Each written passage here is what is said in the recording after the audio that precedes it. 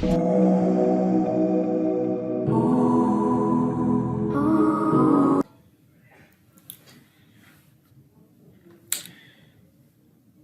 alaikum. Bonjour à tous. Alors aujourd'hui, je vais répondre à cette question. Dans un espace pré-hilbertien H, est-ce que cette implication est vraie? Alors ça, c'est un exercice qui fait partie de la série de travaux dirigés numéro 1 d'analyse fonctionnelle correspondant à cette année.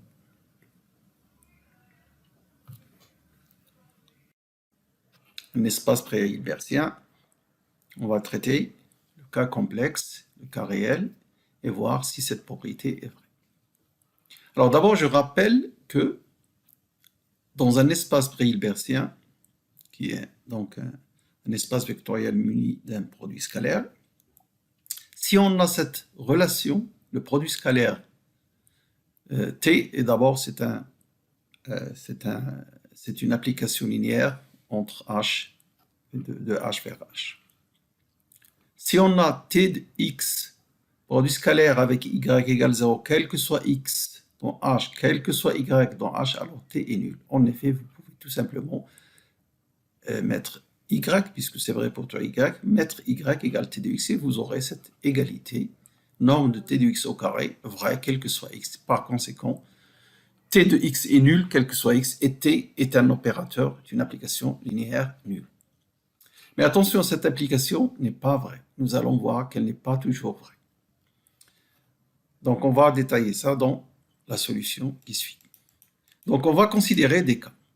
Le premier cas, c'est H est un pré-hilbertien complexe, c'est-à-dire espace vectoriel pré-hilbertien sur le corps C.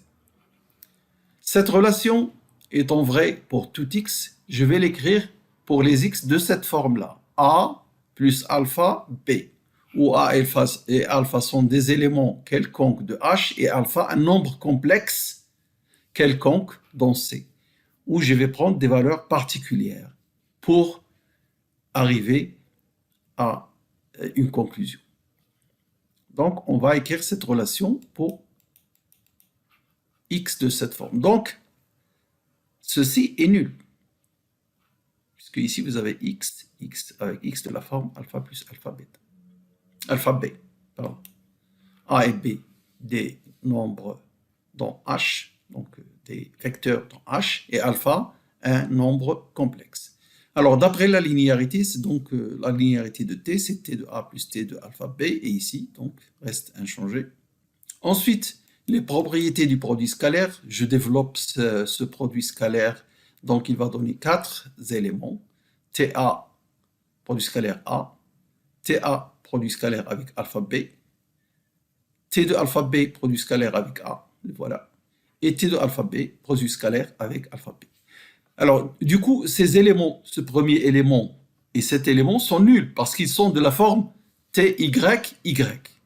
Donc, qu'est-ce qui reste? Ces deux éléments-là, sur lesquels je vais sortir le alpha du produit scalaire. Il est dans la position numéro 2, donc il va sortir avec son conjugué, le voilà. Et ici, par la linéarité de T, donc nous avons ici alpha T de B, et le alpha sort, il est dans la position à gauche du produit scalaire, il va sortir tel quel, donc alpha T de B. Maintenant, voilà ce qu'on a. 0 est égal à ceci, quel que soit A, quel que soit B dans H, et quel que soit le scalaire alpha dans C. Alors, prenons des scalaires particuliers, par exemple, alpha égale I et alpha égale 1. Attention, on a la possibilité de prendre ce scalaire alpha égale I parce que nous sommes dans un espace pré-hilbertien sur C. Alors, cette relation va donner donc, si vous remplacez alpha par I, vous trouvez donc le conjugué de I, c'est moins I, TA B pour du scalaire B, plus IT de BA égale 0. Et lorsque vous prenez alpha égale 1, naturellement, vous avez cette relation. Simplifions par I ici, et on a ceci. Vous faites la somme, résolvez ce système comme vous voulez, et vous trouvez les deux sont nuls. En particulier, celui-ci est nul. Donc, TA, produit scalaire avec B, est nul, quel que soit A, quel que soit B.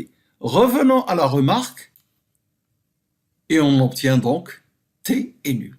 Regardez. Ici, c'est Txy. Là, on a trouvé T de B, A égale 0. Donc, pour tout A et B, donc nous aurons T égale 0 d'après la remarque précédente. Qu'est-ce qui nous a permis d'écrire ça? C'est le fait qu'on peut prendre un scalaire égal A, alpha égale I. Mais si, alors, dans le deuxième cas, si H est un espace pré-hilbertien réel, on ne peut pas prendre alpha égale I, et donc on n'a pas cette relation. En fait, dans le cas réel, cette implication est fausse en général. Elle est fausse. Vous pouvez rencontrer, nous allons donner un contre-exemple, qui va nous montrer que c'est faux. Alors, nous allons le voir tout de suite.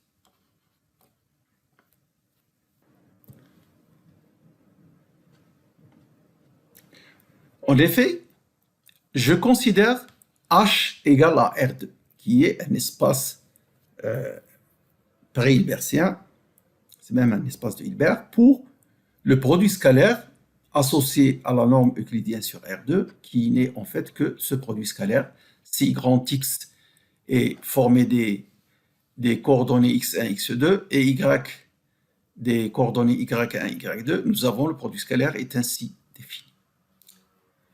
Alors, sur R2, je définis cet endomorphisme, cette application linéaire A de R2 vers R2 associée à la matrice M 0, -1, 1, 0.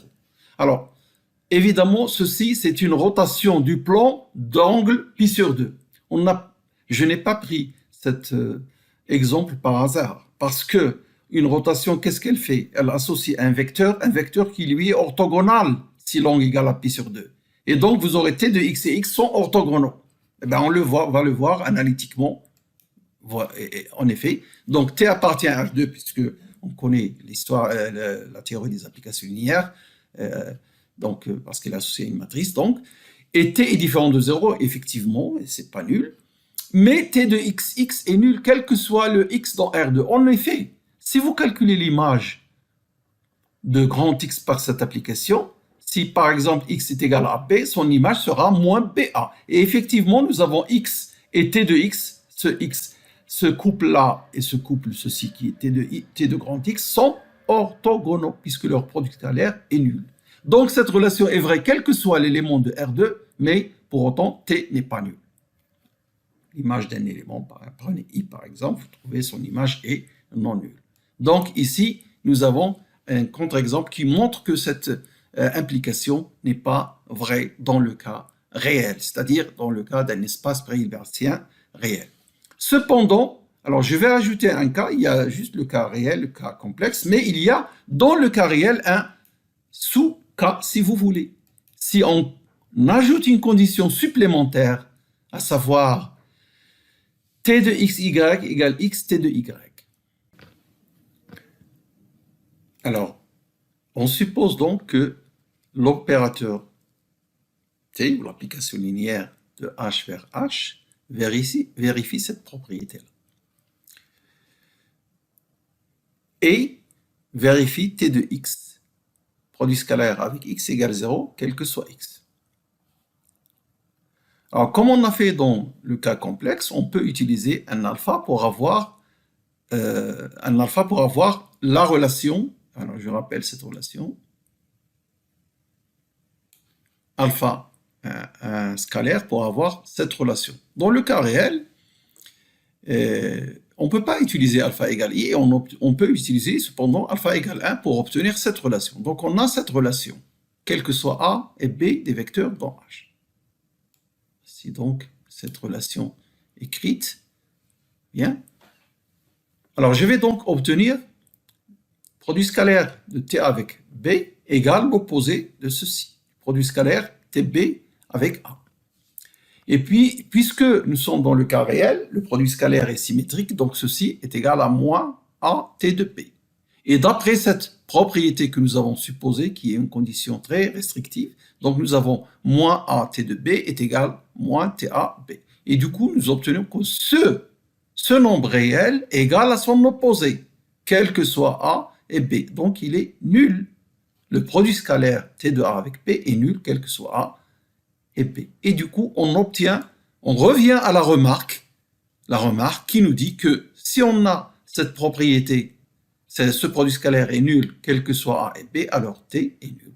La remarque que nous avons vue au début de l'exercice, je la rappelle ici. Voilà.